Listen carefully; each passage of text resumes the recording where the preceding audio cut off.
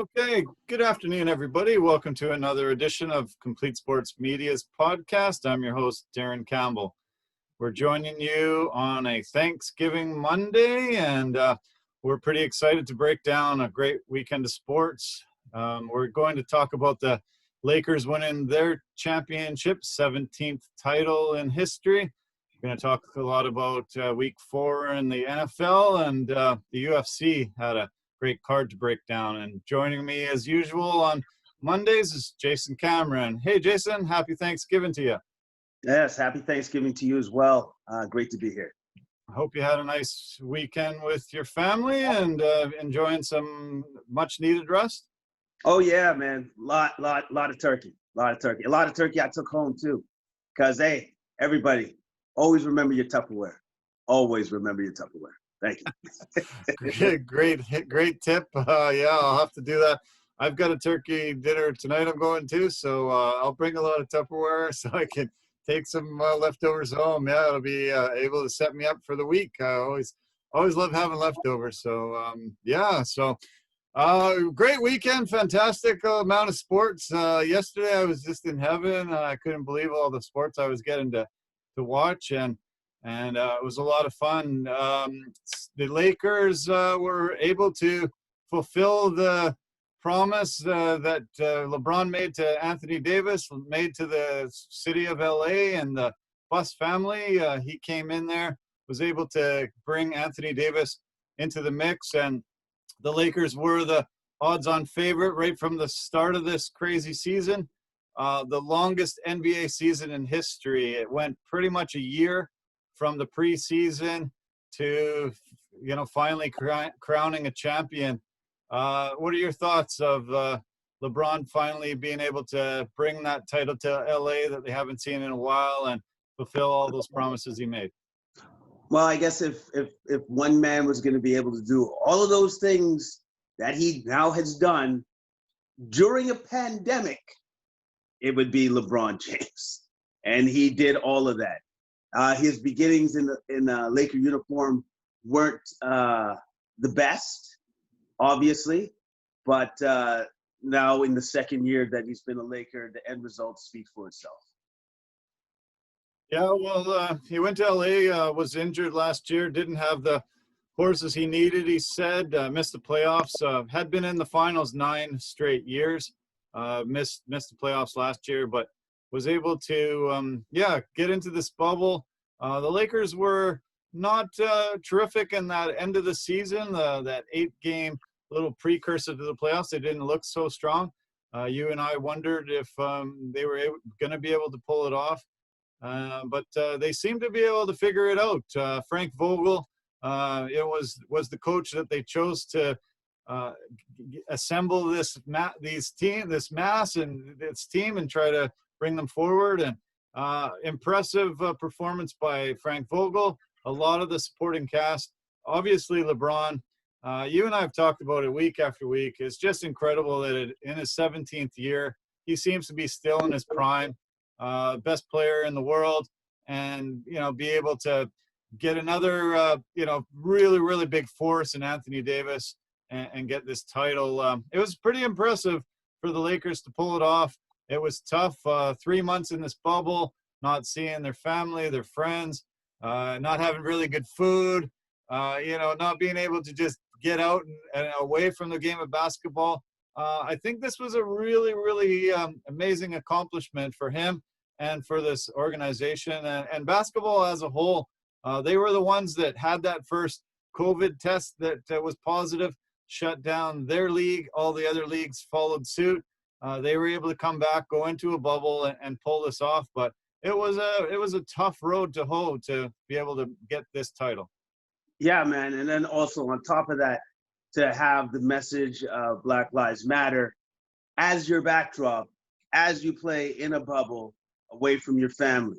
The amount of things that all of the players had to take on their shoulders was monumental, to say the least. But they pulled it off. They pulled it off because they're professionals, and they pulled it off because they're just great individuals, and they have great organizations backing these great individuals. LeBron James, you can't say enough about him. On and off the court, he's superior. and what he does and how he goes about his business. So congratulations to LeBron and the Lakers. They did well. Unfortunately, the game wasn't as good as I would have liked it because pretty much the Lakers ran away with it after the second quarter was done.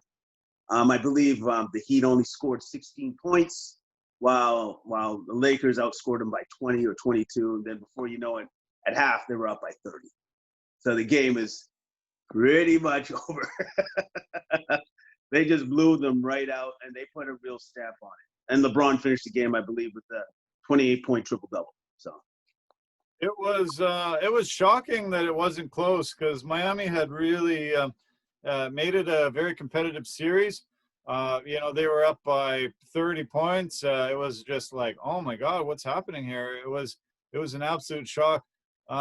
You talked about Jimmy effing Butler a lot the week before, and he had thrown the team on his back and got a couple of wins with them.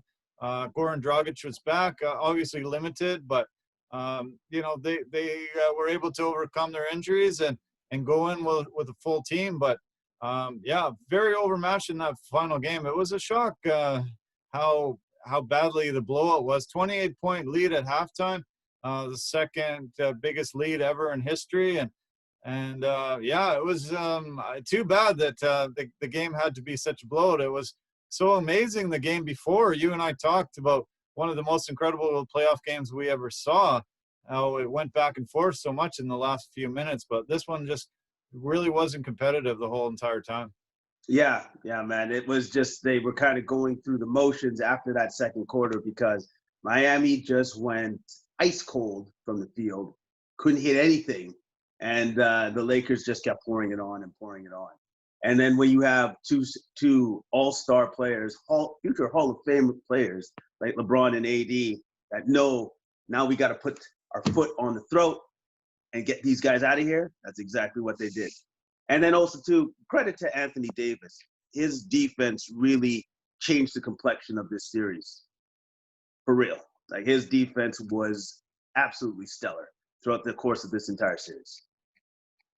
They played with heavy hearts a lot of this year with Kobe Bryant losing, him and his daughter losing their lives on the helicopter crash. It seemed to be a rallying cry for them to win it for Kobe, bring some luster back to this franchise that he led for so many years. Talk about, what they did to try to make this a tribute to Kobe.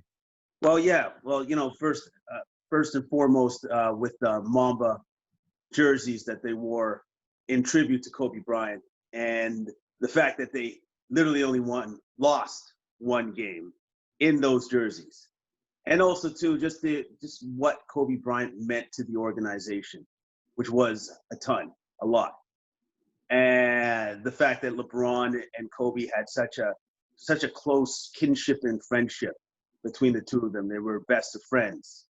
And the fact that LeBron definitely felt added pressure from the fact of his friend's passing to get this for him and his family. And for him to have pulled that off must be very satisfying, very, very satisfying. I'm sure Kobe's looking down from above saying, that's cool, you got one.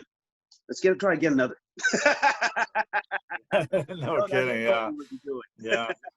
LeBron took the microphone and after the win on the court and said, I want my damn respect. Has he got it? Four titles, 3 different cities, championships, 4 MVPs in the finals. Has he started chipping away even more at Michael Jordan's legacy and the greatest of all time? Oh, yeah, of course. How could you not? How could you not?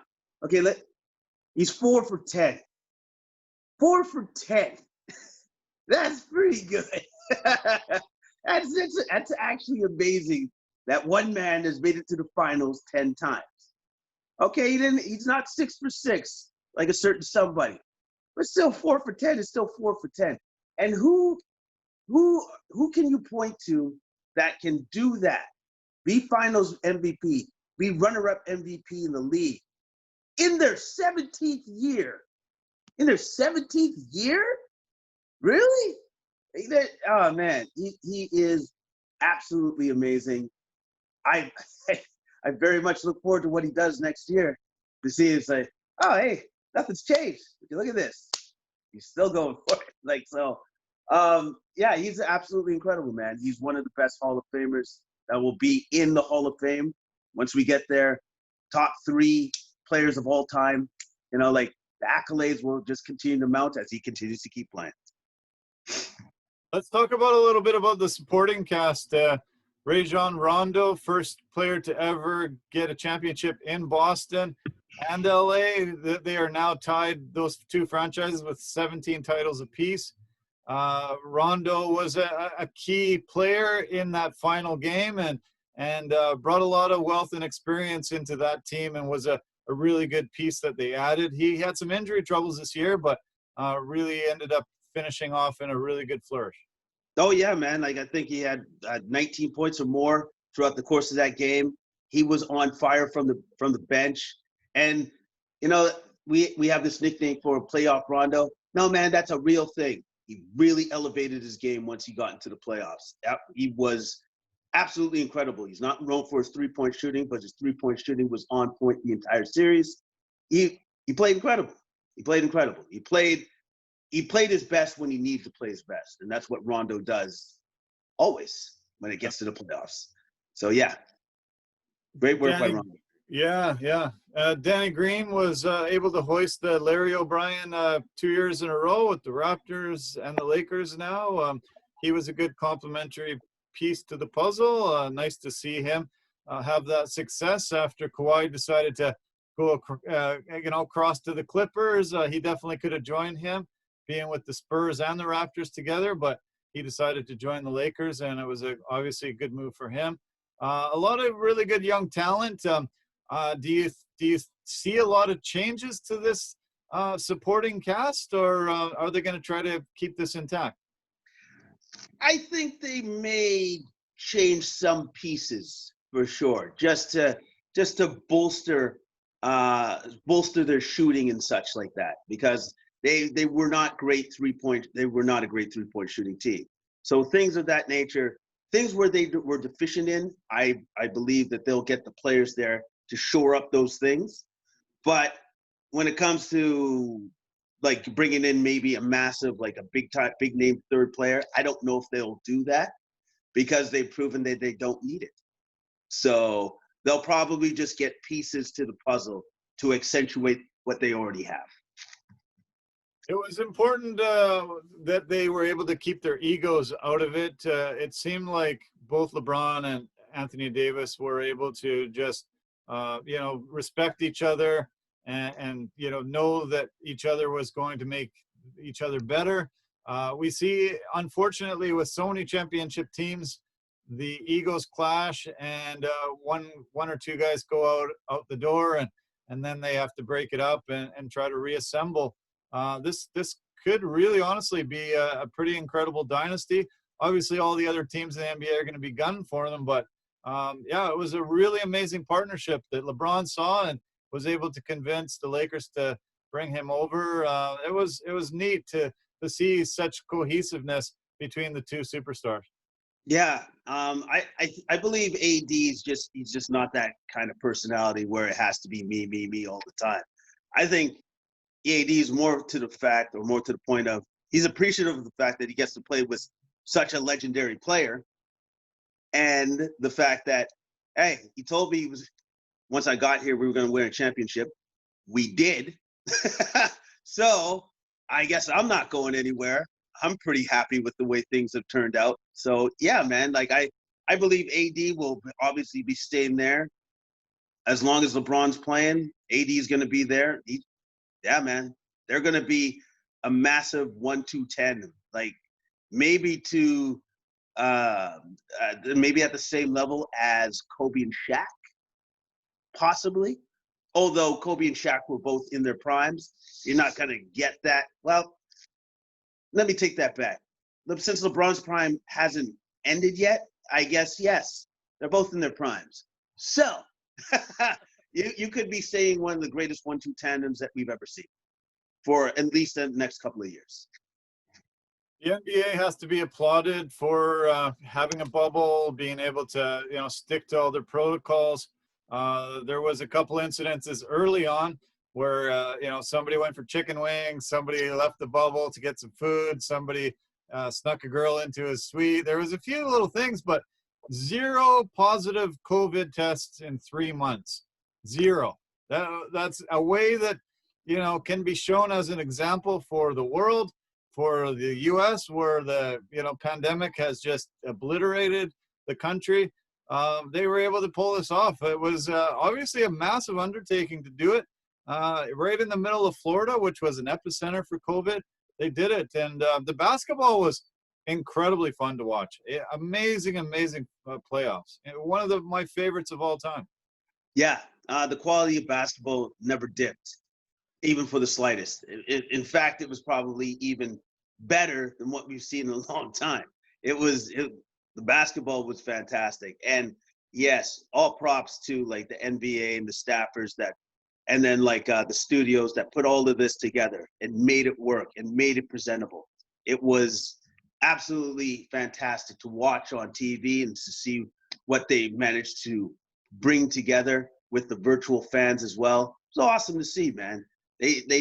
Everybody from the league to the studio execs should be applauded for what they've done, because they put out a great product, fantastic product for us to consume. Before we put the NBA to bed, unfortunately, there's going to be 1 million COVID positive tests tomorrow because of the massive celebration that they had on the streets of LA. Just joking, but not very good to have the crazy party they did. I heard there was 76 arrests, 30 buildings were damaged, vandalized. 8 police officers went to hospital with injuries. Here in Vancouver, we had that bad reputation for our riot after the Canucks run in 2011, but it happens in other cities too. They said they had a really good celebration until a certain point, and then some of the hooligans joined in and decided to make it a big riot. Unfortunately, a little bit of a black mark on the whole entire party. Yeah, that it was unfortunate that happened. But here's the difference between us and them. They won. We didn't. All right. Right. I just want to make that distinction. But yes, it's unfortunate. I just wish that people would just celebrate to celebrate, not celebrate to loot and cause property damage. You can celebrate and have fun. You can cut out all the rest of the nonsense. It's not needed. But again, let's bring it back to a positive place. Great win by the Lakers.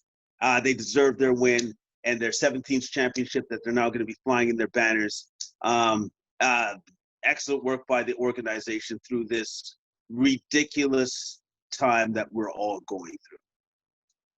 And let's just talk about Miami briefly. Absolutely incredible to do what they did as a number 5 seed. You called them, your dark horse and the team that you thought had a really good chance to win it all. They came within 2 wins of the championship. What an amazing organization. We have the veterans and then the young guys. I sure hope they can keep that bunch together, because they're fun to watch, and they could definitely challenge for titles and possibly win some through this run. Yeah, they might lose a little bit of like little bit of periphery pieces like Crowder or Andre Iguodala, but if they can keep the core of their unit together, oh man, that team is going to be good for a long time. And Pat Riley, I know he's the GM. That dude is not stupid. He will do the right things. He will pay the players that need to get paid so that they stay in Miami. The team is ridiculous. Like they're set up for many championships as long as they can keep their core together. And as long as they keep like their rookies, Kendrick Nunn and Tyler Hero, happy, oh man, oh yeah, they're going to be a problem. They're going to be a problem. They're going to be great basketball to watch for a very, very long time. And yeah, congratulations to the Miami Heat. They did so incredibly well considering their positioning, that they were the 5th seed, as you said before. They were absolutely amazing.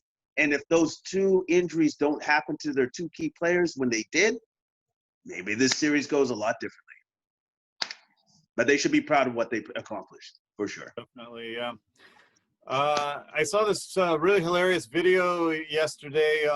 Frank Vogel was on Stupid Human Tricks on David Letterman, and he was a bit of a basketball prodigy when he was a young kid. And he came on, and he took out a toothbrush out of his pocket. He pulled out a basketball. He spun the basketball on the end of the toothbrush, grabbed the other end of the toothbrush while the basketball was spinning, and brushed his teeth. And they showed that video. He must have been 10 years old or something like that.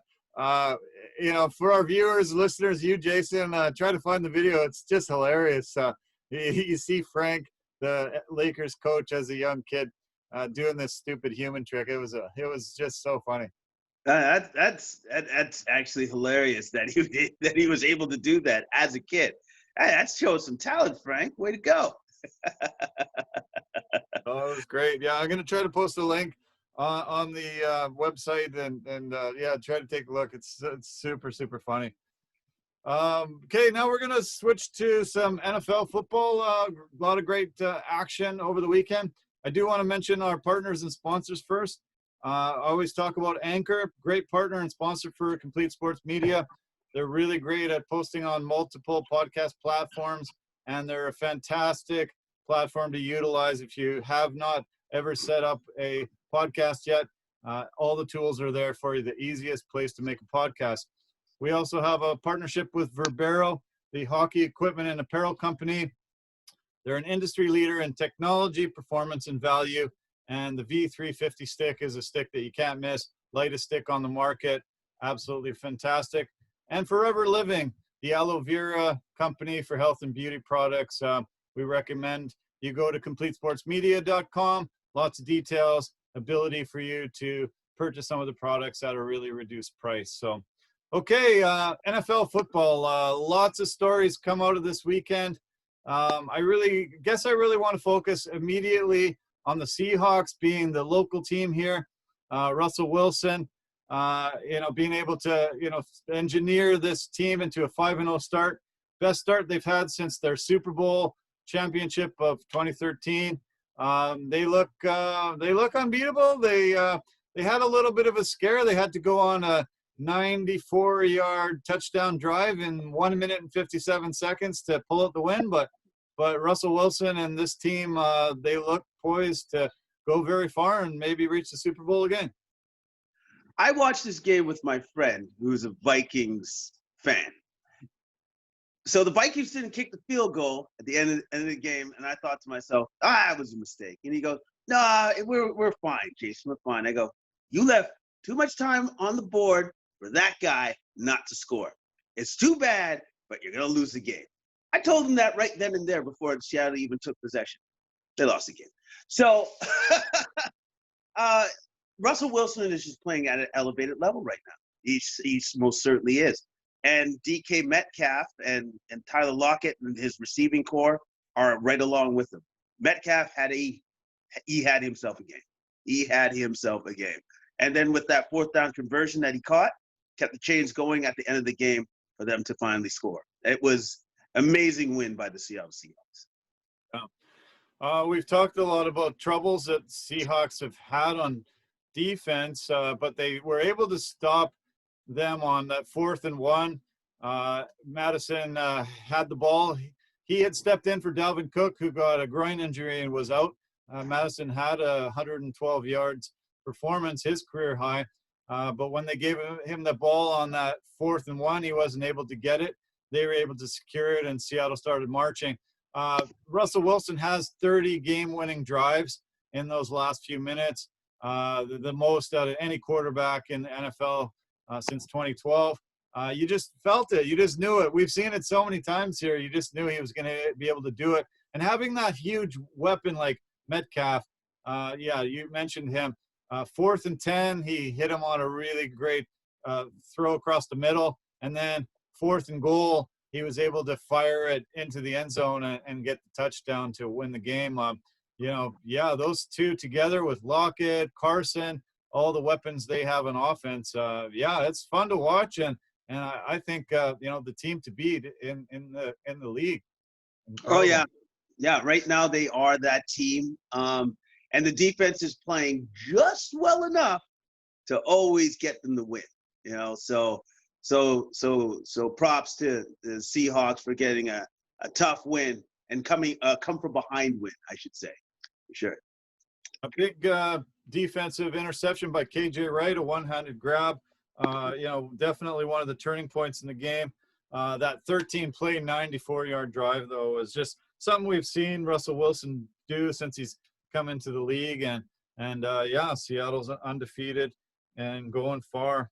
I guess the other big story is Dak Prescott. Gruesome injury, really tough to see. He's been in a battle with the Dallas Cowboys ownership group, and he decided to sign a 1-year deal. This could be career threatening. It was pretty tough to see him break his ankle and get dislocated like that and carted off in tears. That's the reality of football. We shouldn't feel sorry for him. This year he's making $31 million, but he didn't sign that long-term deal that he was hoping for some long-term security. And I think you were watching it, weren't you, at the time? Yeah, I was, and when it did, and then I don't know who the analyst was. I don't know who that human being was. He goes, "Man, I hope that's just a cramp." And I'm like, "What are you? Are you seeing the same thing I'm seeing? The man's legs broken." I couldn't believe that. I was just like, "That's not a cramp. That is not a cramp." His foot was turned the wrong way. It was, I don't know. I guess he didn't see that somehow, but it was not a cramp, that's for sure. Yeah, no, it wasn't a cramp. But so now Andy Dalton has to step in and be the guy. At least you can say that it's Andy Dalton. He's a pretty good quarterback. I don't know if he's going to have I don't know if he can turn the ship around, so to speak. But the Dallas ownership actually has more of a problem on their hands now that Dak is out for the year. He's done. So now what are you going to do? Are you going to pay a guy that's now had this gruesome injury? Or are you going to let him go? Yeah. Big questions ahead in Big D. Yeah, big time, yeah. The signing of Andy Dalton after the season, Cincinnati obviously signed Joe Burrow, drafted him and signed him. Andy saw the writing on the wall that he was going to be the backup, decided to go to Dallas. It was highly acclaimed. They were like, wow, good move. Such a veteran. 9 years in Cincy, made the playoffs the last 5 years. It's not a massive downgrade. He's a very capable quarterback. He was able to engineer a comeback win against the Giants and keep Dallas's ball rolling. Do you think Dallas, still should make the playoffs with Andy Dalton? I don't know, because my question would be for Dallas is their suspect defense. If Romeo Crennel can somehow get that defense to play better, possibly they have a chance. But if that defense keeps letting that many points get piled up on the board, no, I don't see them making the playoffs. I really don't. Yeah, they've been horrible on defense this year for sure. It's been, just terrible, very pathetic, letting a lot of teams run up scores on them. And Dak Prescott had successful surgery, made out of it as best he could. Long road to recovery, but all the best to him. And hopefully, we'll see him back on the field really soon.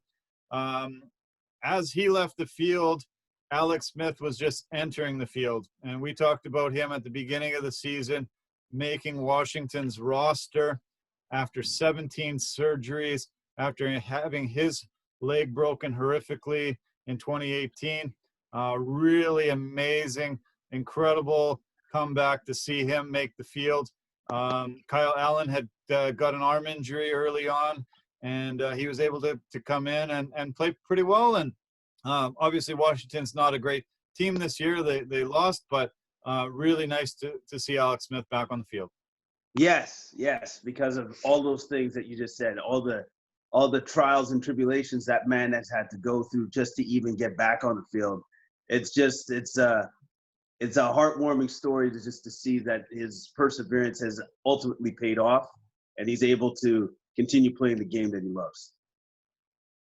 Yeah, he almost, he actually almost died from it. He had such a bad infection.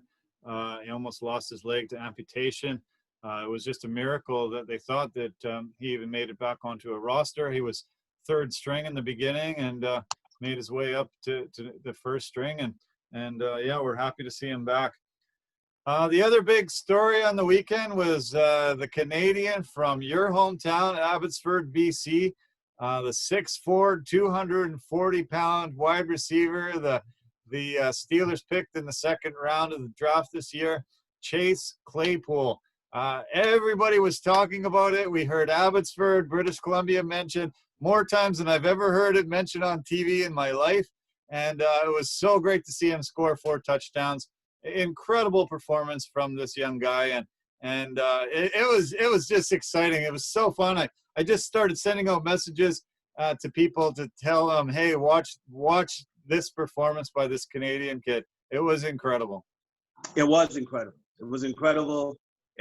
Hey, elevated. And then also too, I like we were talking before, he should have had 5. He should have had 5 touchdowns. He had 4, yes, but he should have had 5. That offensive pass interference that got called on him, that wasn't. It was ticky-tack. It was ticky-tack, but can't take that away from him. 4 touchdowns in the game. Most by any Canadian wide receiver ever in the NFL. That's just amazing.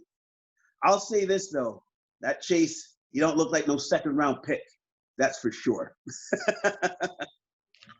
He was, I hear he was late to football. Notre Dame put out the scholarship offered to him, and he phoned a couple people, and he said, is Notre Dame very good in football? He didn't even know. He's just he seems like a good Canadian. They're humble, very successful and have a lot of confidence, but the humility that he showed, he said, yeah, that was great. I don't play this game for records and accolades and all that. I play this sport to win. I really want our Steelers to do well. The Steelers have had their quickest start to the season since 1979. And Ben Roethlisberger coming off his own injury last season must be so nice to have this weapon for him to throw to such a big target. And as you mentioned before we started this podcast, can you believe the size of wide receivers these days? DK Metcalf, Chase Claypool, these used to be our tight ends. Now they're our wide receivers, and they still have the speed to burn. Yeah. It's absolutely, they're genetic freaks now. It's like, we created you in the lab, and now you're on a football field. Way to go. All right, here we go, man. It is amazing to see the connection that Big Ben and Chase are already beginning to develop right away. And then also, too, it must be refreshing for Big Ben not to hear about this guy in the news or on social media all the time, like he did with a certain receiver, Antonio Brown. But yeah, it must be so refreshing just to have this young kid come in and just be like, man, I just want to play some football and win, and I'm good. That's it. Yeah. Yeah, exactly. I want to list off a few of the things that Claypool did. I like that it was on Canadian Thanksgiving. That was pretty cool. I like his new nickname, Mapletron. A little bit of a reference to old Megatron, Calvin Johnson. Mapletron. Can you think of anything better than that? Is that the greatest nickname you've heard in a while? Oh, that is pretty good.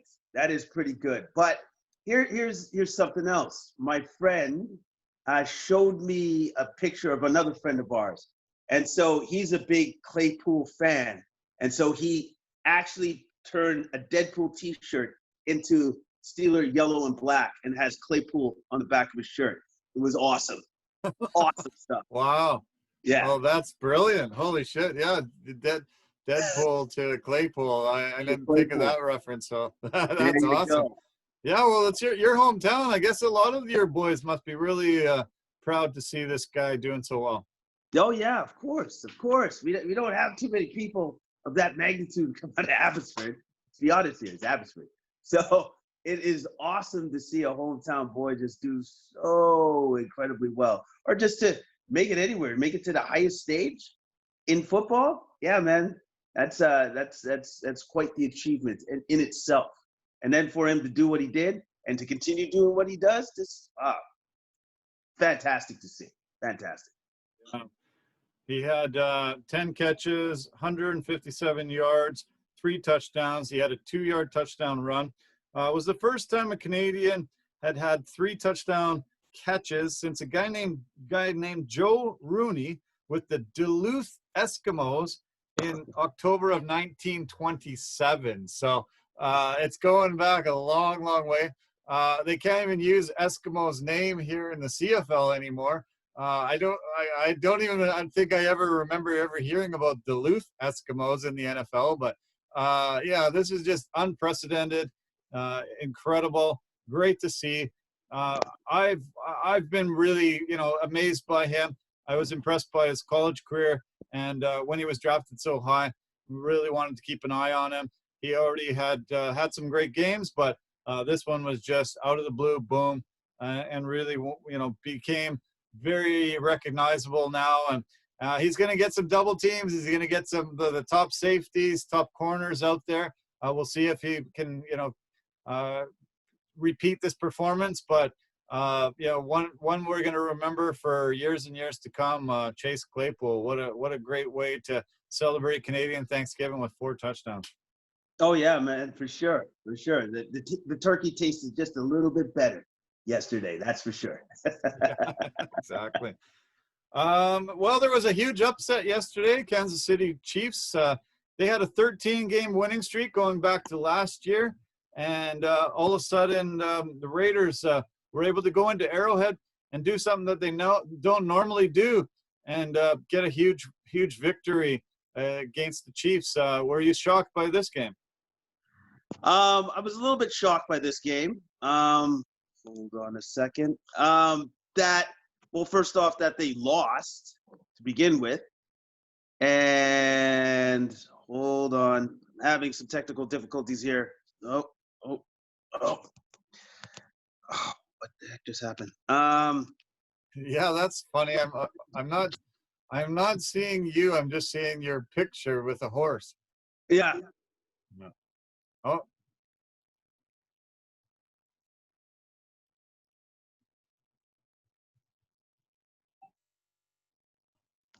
Sorry about that. Okay. Anyways, I don't know what happened there. Anyways, so first off, I was shocked by the fact that they lost. That because Kansas City was on such a roll, on such an incredible roll. But David Carr came out, and the Raiders played very, very, very well. They played incredibly well, and they kept up with KC's scoring, which I was more impressed at. Period. Because KC has very much a quick strike offense. So I was just impressed. And then Patrick Mahomes, the guy's incredible. Even in his losses, he's incredible. Like that, the 2-point conversion that he had in that game, where he just dipped and doodled, and then you're just like, oh, he's about to get tackled, and he still found a man just in the back of the end zone. Mahomes is incredible. He really is, and it takes everything for you just to beat that guy. Everything. Because that's why he reminds me of a certain dude that I don't like. I just don't like him. Reminds me of Tom Brady. But I love Patrick Mahomes. But he has that in him, that it will take you everything just to beat him. Everything. Yeah, no kidding. Yeah, he was fantastic as usual. And I don't recommend most teams to try to go into a shootout against the Chiefs, because typically they're going to lose. But the Raiders' offense was amazing. Derek Carr, 347 passing yards, 3 touchdowns, looked really good on many of the plays, had that offense going. But I think what helped the Raiders win this game was their defense, and they had Mahomes on the run so often in this game. I don't remember seeing Mahomes having to scramble out of the pocket and try to find his receivers. He did so, on some incredible plays, like you mentioned, but, there was times where that offense stalled because he wasn't able to scramble and find an open receiver. Raiders might be finally able to have a defense that that can beat some of these top echelon teams. Yeah, man. It, like you said, the defensive front line for the Raiders were swarming Patrick Mahomes, and the offensive line couldn't really keep them off his back. Yeah. If the Raiders continue to play at this high level, yeah, they're going to be a problem. They're going to be a problem for a lot of teams. And then also, too, as David Carr continues to play again at a high level, yeah, man, the Raiders look good, and they beat one of the top teams in the league. Yeah. Very hard thing to do. Mahomes threw his first pick. The Raiders were able to stop them on, 4th and 1. Able to really, really play incredibly well. Josh Jacobs, another couple touchdowns, and the Raiders, they look like, they are for real. Pretty impressive performance. Let's go through a few of the other games. The Cleveland Browns shocked the league's #1 defense, the Indianapolis Colts. Cleveland is 4-1 for the first time since '94. Baker Mayfield had a great game. Even though Nick Chubb was out, they still didn't seem to miss a beat. They beat the Colts 32-23.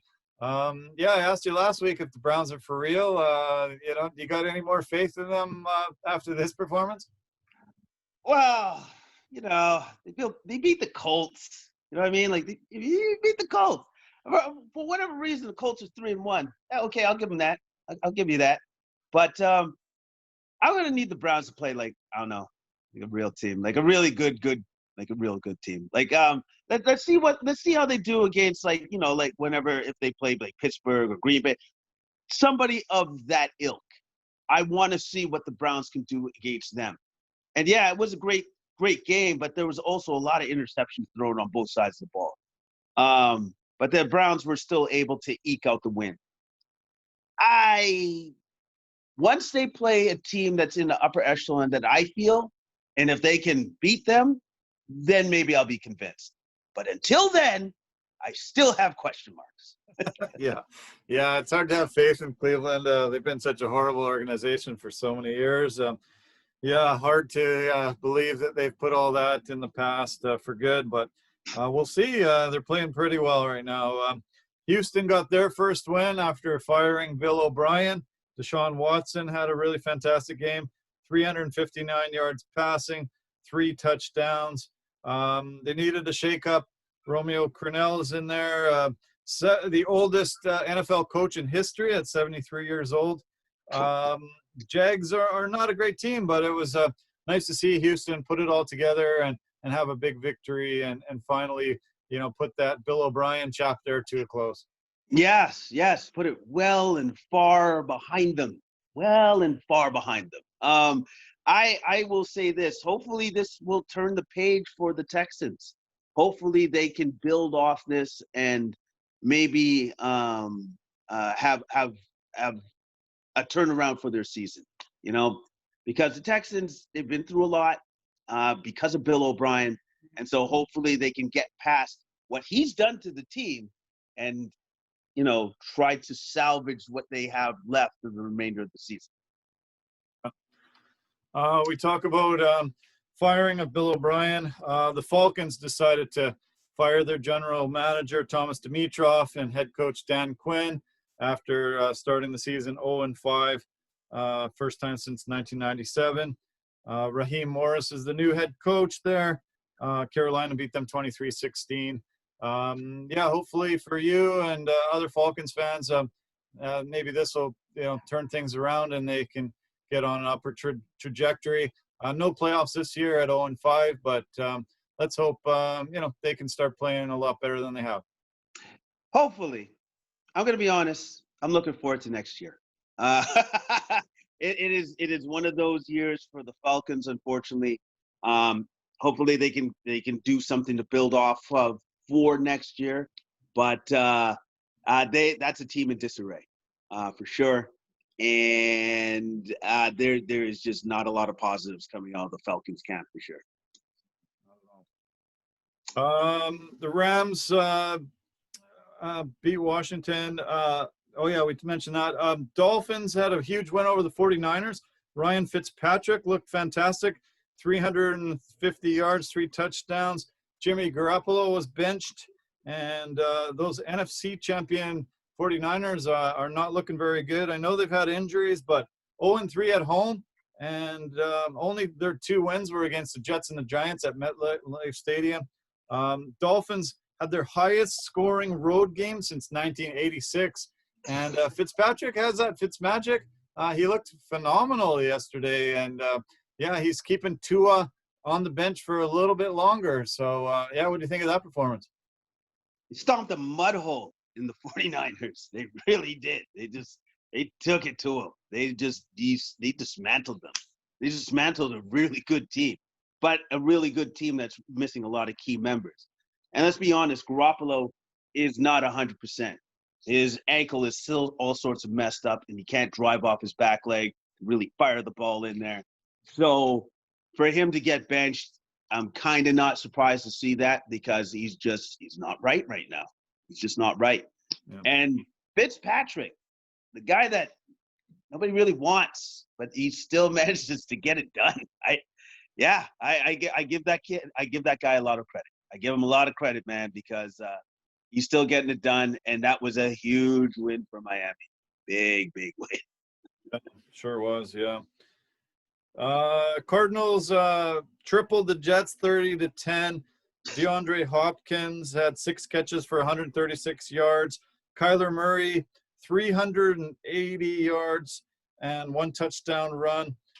Jets are hapless 0-5, but Hopkins, we mention it week after week. Yeah, huge pickup by the Cardinals, and Kyler Murray played great. Cardinals are rolling. Yeah, the Cardinals must have looked at the Jets and said, Jets are up?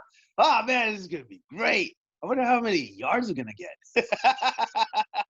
That's pretty much, that's your only question. It's like, we're going to beat you. We just want to know just how badly we're going to beat you. Yeah, I know, crazy. The Jets are looking terrible. Yeah, I think the firing watch of Adam Gates is on the clock, and and Jets are not looking good. Jets and Giants. Big game tonight. Monday Night Football. Chargers against the Saints. Drew Brees played in San Diego for 3 seasons, but has obviously made his mark in New Orleans. The biggest news coming out of this, I guess, is Michael Thomas punching his teammate C.J. Gardner-Johnson and being suspended for this game by the team. He hadn't played since week 1, and they were anticipating Drew Brees would get back his number 1 weapon, but not this week. Something happened in practice yesterday, and he punched his teammate out. What do you make of this news? Well, I guess it must have been one heck of a punch. He probably knocked him out.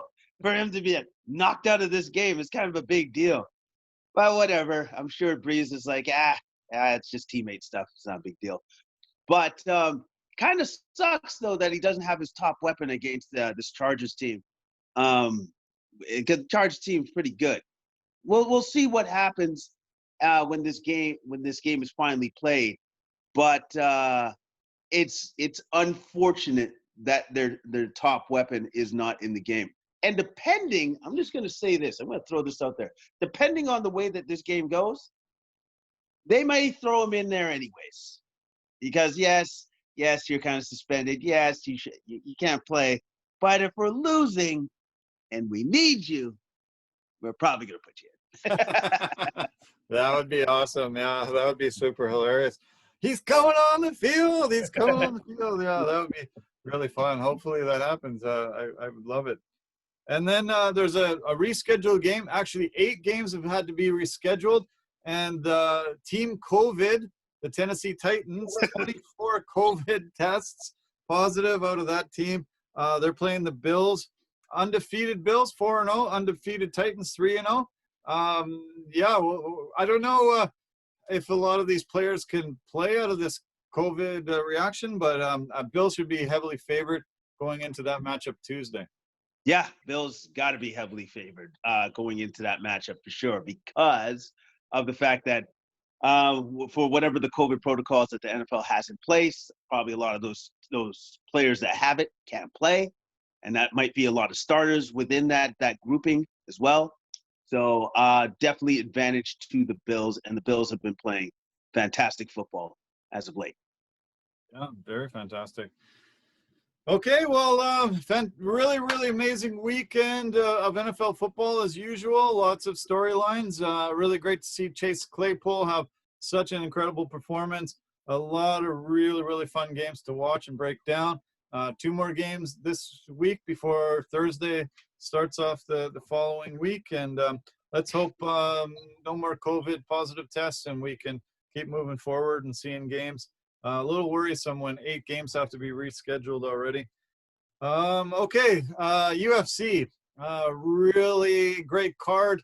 Not highly touted, not one of the numbered cards, 253, 254 or anything like that, but a fight night that ended up being a really great card. A night of spinning kicks that ended up taking out, taking their opponent out. The main event was a really great matchup between 2 guys really high up ranked in their division.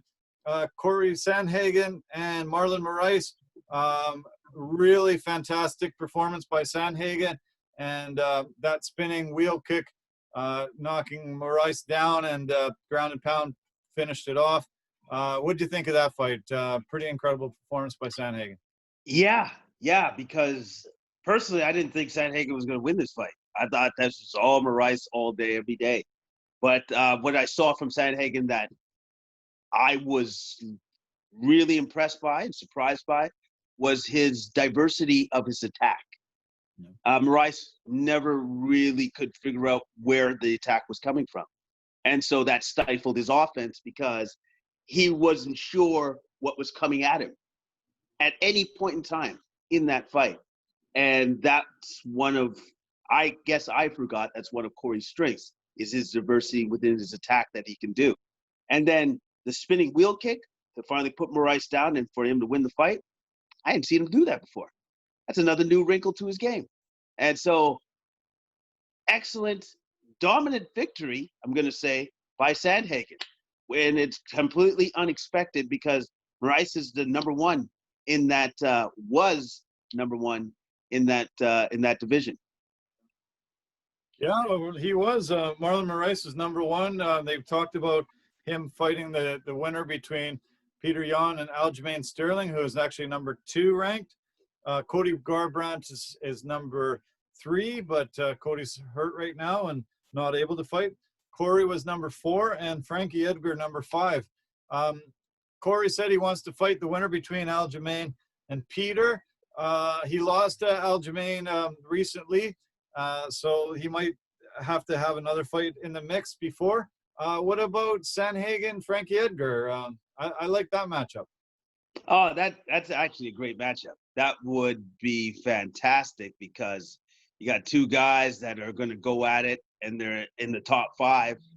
Hard to pick who's going to win that, but I'd probably give the edge to Sandhagen right now because of what he did to Moraes. That was a superior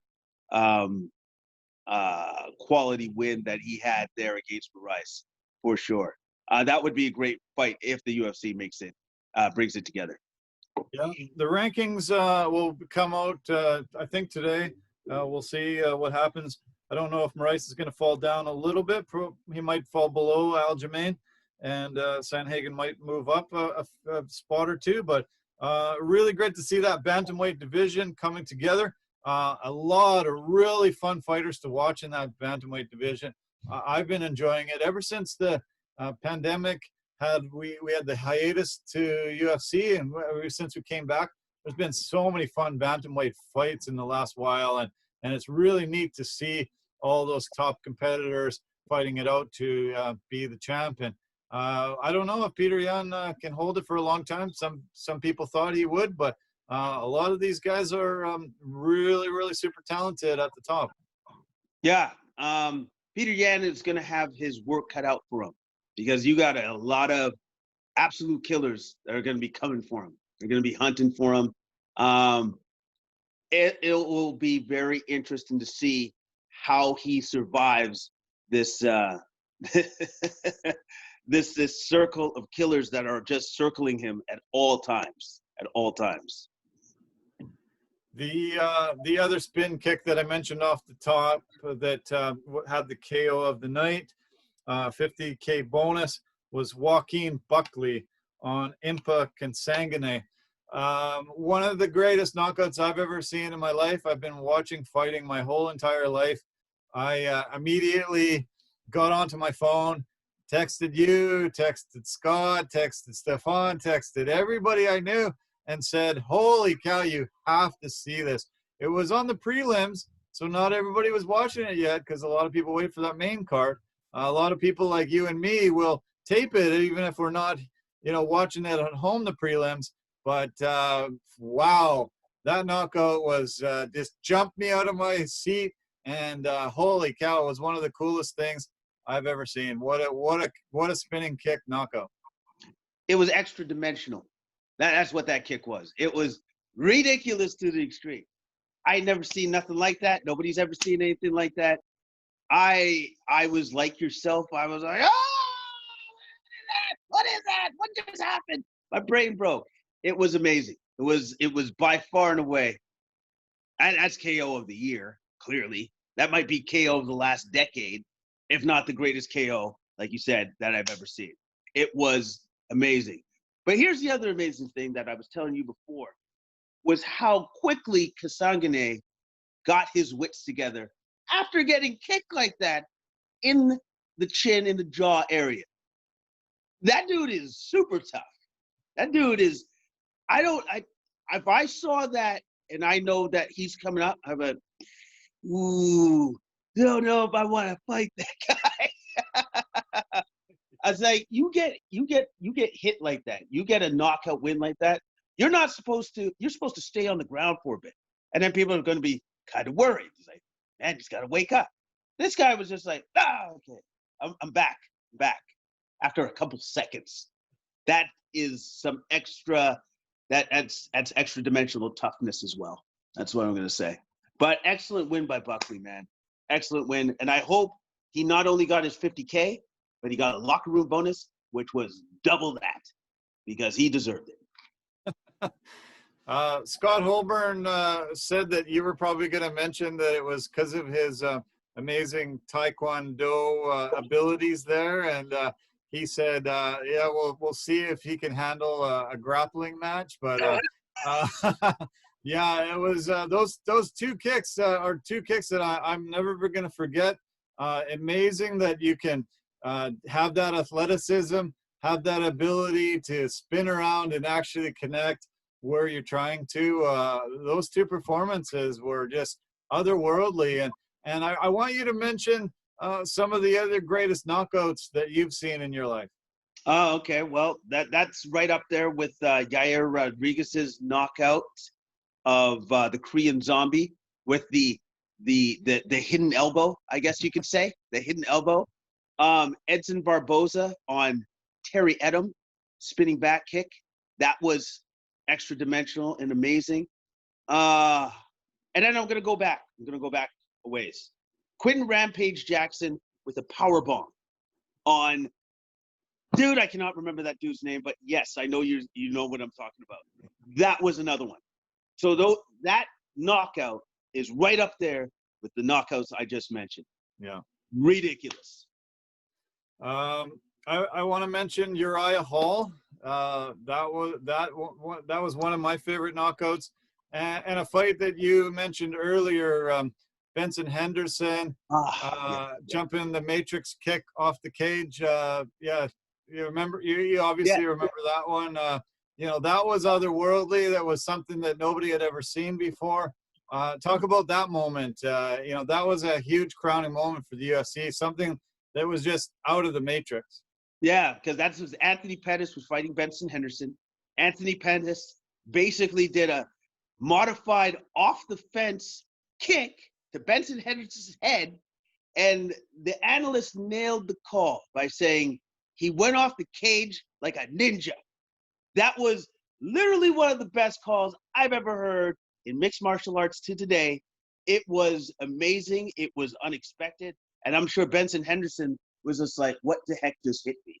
Because he was a certain distance away where he knew that kick shouldn't have got to him until he ran off the cage like that and then kicked him in the head. That was amazing. That fight was amazing, and that move was amazing by Anthony Pettis.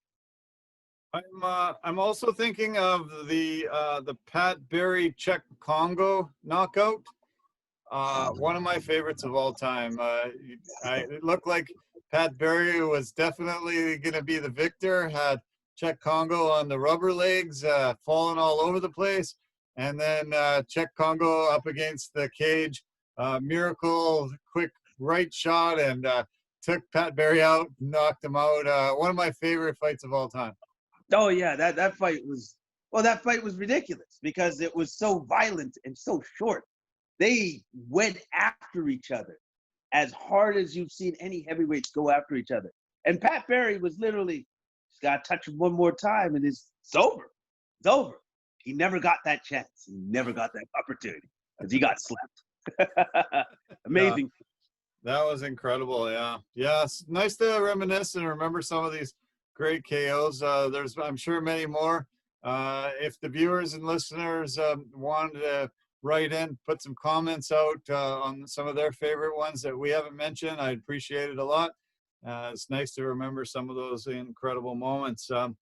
Okay, well, we had a really great co-main event, featherweight division, Edson Barboza and Mr. Finland, Makwan Amirkhani. Barboza, looked really strong. He was coming off a losing streak, but he was able to really neutralize Amirkhani and had a fantastic performance. Oh yeah, man. Edson has those quick hips, really hard to get him onto the ground, which Amirkhani found out the hard way. And then in the second round, Edson started to turn it up, dropped him with two beautiful right hands, with absolutely no setup. He is so incredibly fast that Amirkhani was just, I think that shocked him by the speed of Edson Barboza.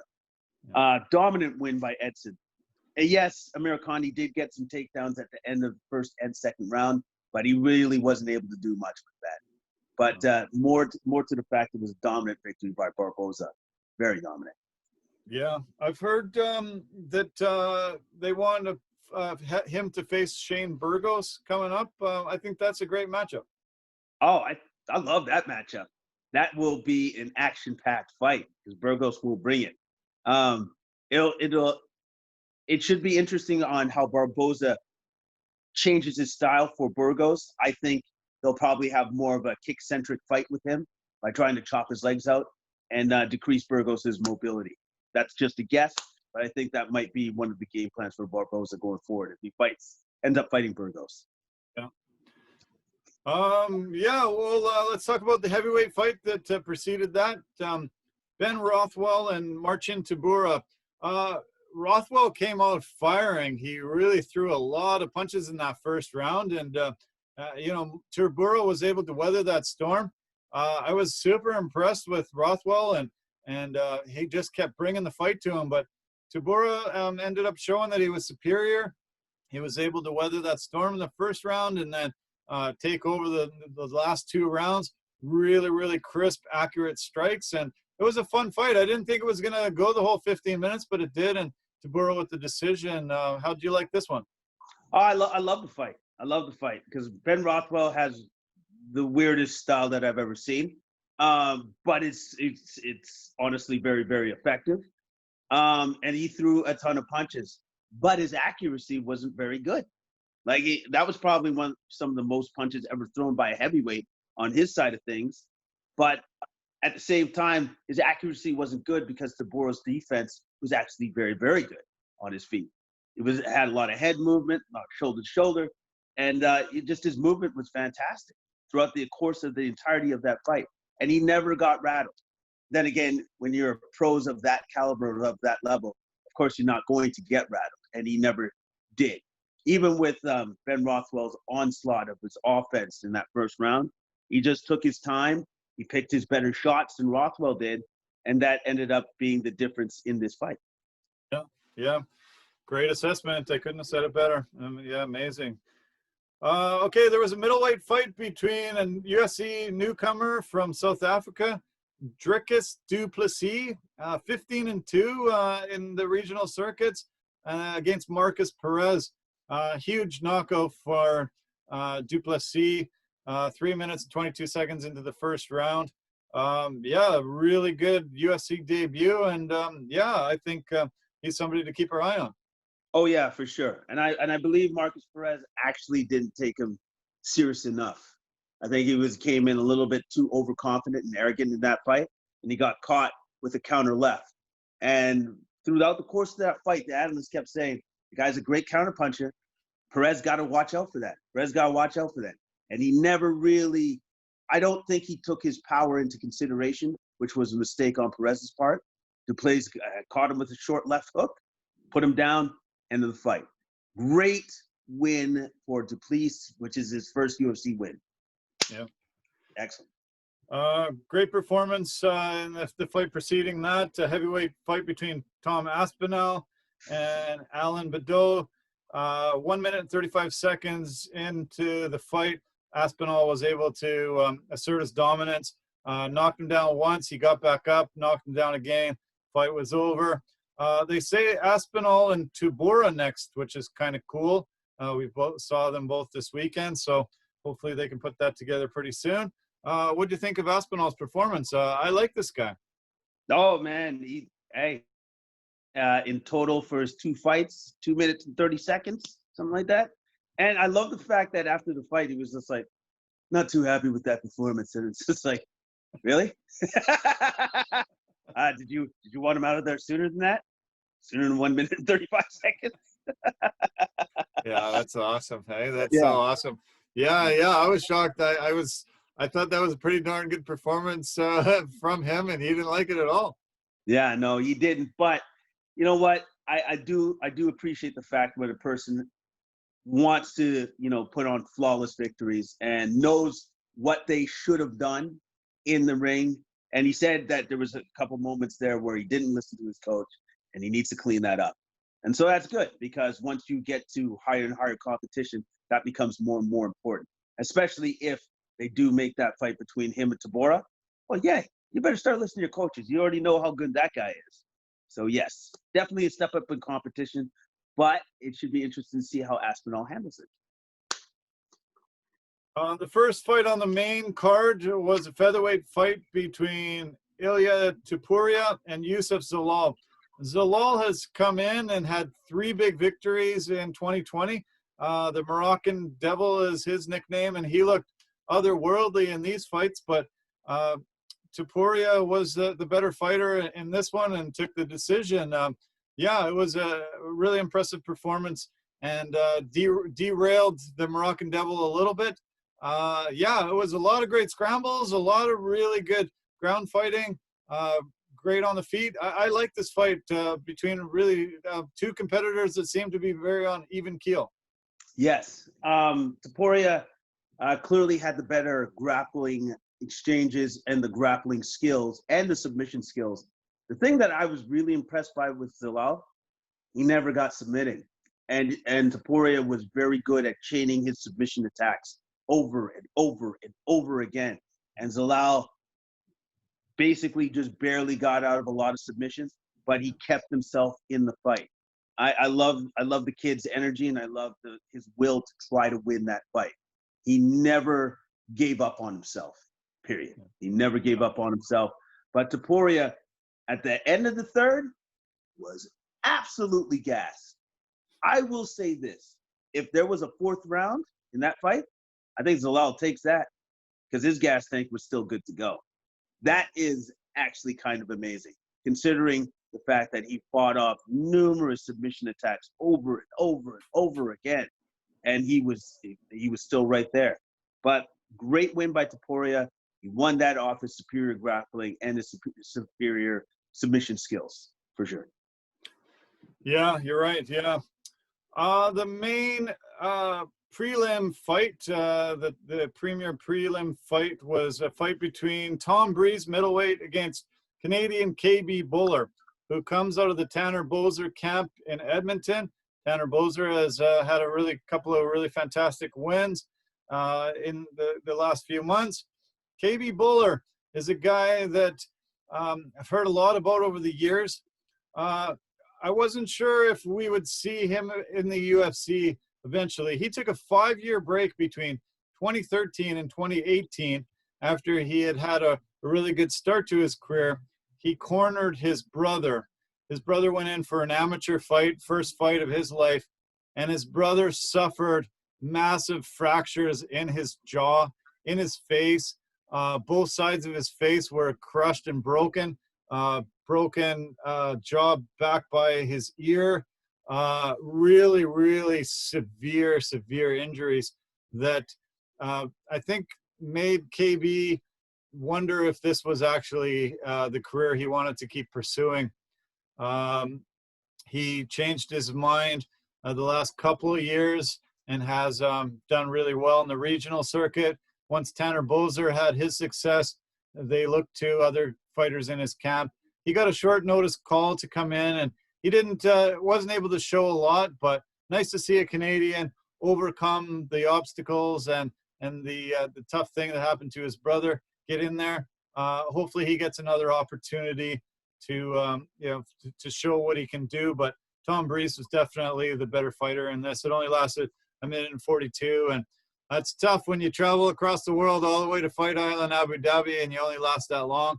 Really heartbreaking for me to see, but let's hope that KB can have another opportunity.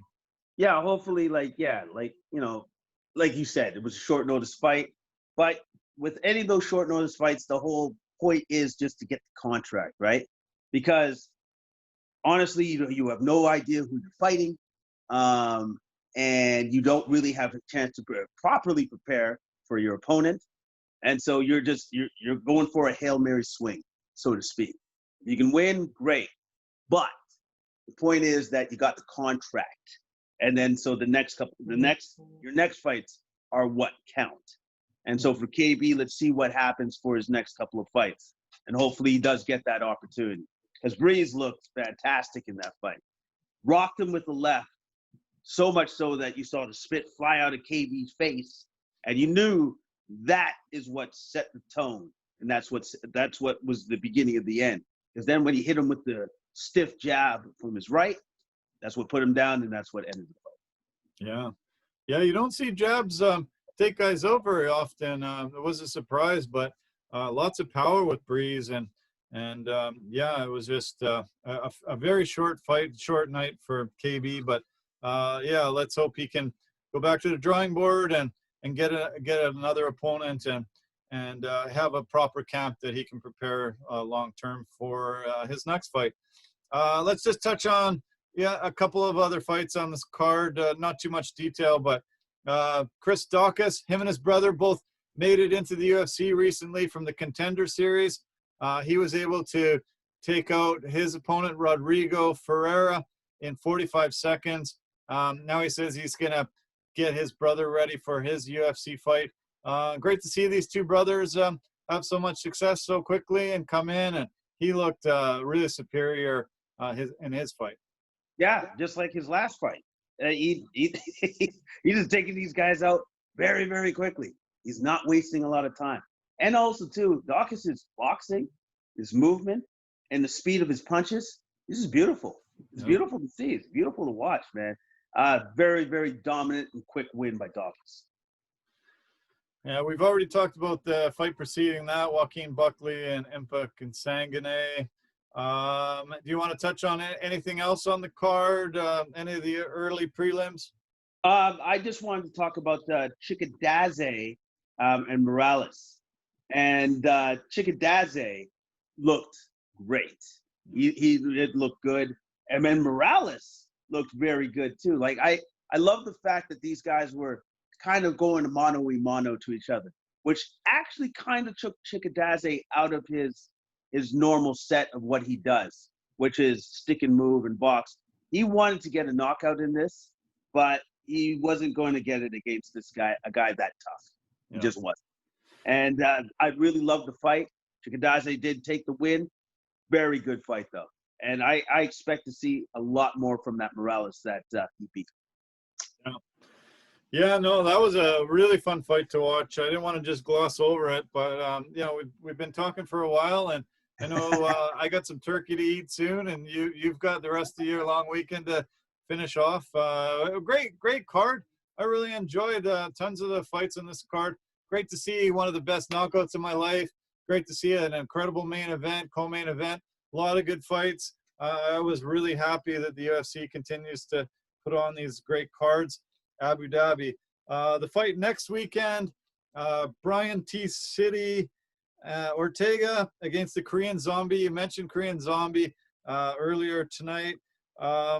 This should be a really great fight. Korean Zombie has been in 8 fights in the UFC and has had 8 bonuses in all those fights. Ortega, his record's 14-1, has always been really fantastic. I'm really looking forward to this main event.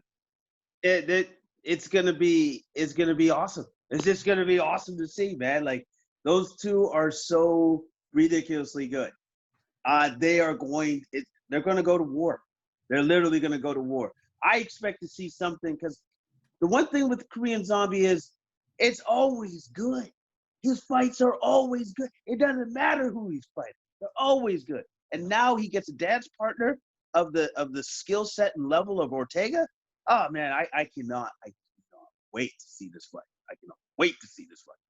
And we're only 2 weeks away from the return of Khabib Nurmagomedov against Justin Gaethje, which could be one of the greatest fights we've ever witnessed in our lives. Co-main event on that night: Robert Whittaker against Jared Cannonier, and a heavyweight fight between Alex Volkov and Walt Harris. Rafael Dos Anjos is fighting on that card. 2 weeks ahead. I'm excited about next week, but I just think I'm next level about 2 weeks from now. Oh yeah. Those are all fantastic fights. Those are all fights that I want to see. I'm very much looking forward to that. I'm very much looking forward to how the Gaethje Nurmagomedov fight plays out, especially for that, because I don't know if Nurmagomedov has actually ever fought a guy with the wrestling skills that Gaethje actually does have. I don't know if he's fought anybody like that. Does he neutralize Nurmagomedov's wrestling, or is Nurmagomedov's wrestling so good that you can't neutralize it? We're going to find out. Hey, buddy. Well, if there's nothing else, I would just love to end it there. Lakers are back. Old Showtime. What a great read this is. Back to the Magic Johnson, James Worthy, Kareem Abdul-Jabbar days. The new Showtime is back. You mentioned Shaq and Kobe being that 1-2 punch. Now they got LeBron and AD. I think we could be seeing the start of a dynasty. And I don't know. I don't know how long LeBron's prime can last. Maybe till 50. Maybe he could hoist about the same amount of championships as Bill Russell one day. Pretty incredible 3 months we just got to witness in the basketball, and I'm sad to see it finished, but the longest season in NBA history is finally finished. Yeah, it's finally done, and the guy that's hoisting the championship trophy is LeBron James once again. Congratulations to the Lakers.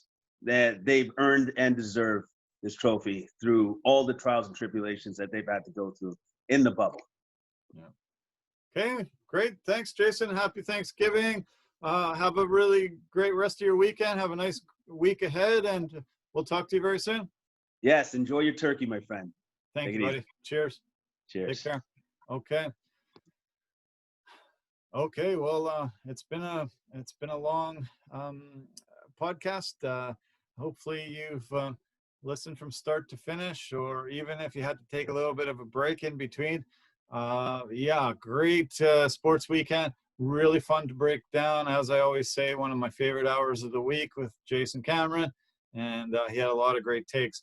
Nice to be able to talk about a variety of sports. We see the basketball season ending. NFL season's just churning into its second quarter. UFC just continues to put out amazing product and really fun fights to watch. I hope you've enjoyed this as much as I have, as much as Jason does. Thank you so much for your time as always.